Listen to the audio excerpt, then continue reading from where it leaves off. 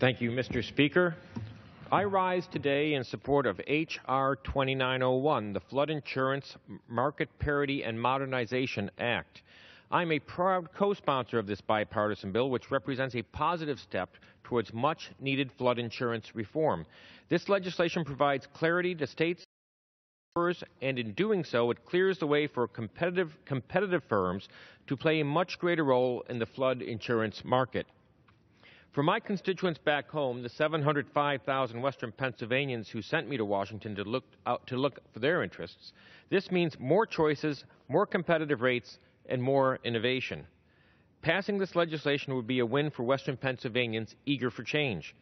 Although some tend to think of flood insurance as a concern for coastal states like Florida, Louisiana, and Texas, many Pennsylvanians are closely monitoring the ongoing debate about the future of flood insurance. Many of my constituents live alongside rivers and streams and in valleys with a history of flooding. My district is also home to many older cities and towns like Johnstown that are filled with properties that predate the National Flood Insurance Program. People have lived in these places for generations and have a deep sense of community. Rightly, my constituents who live in these flood-prone areas worry about the future availability of affordable flood insurance options in the marketplace.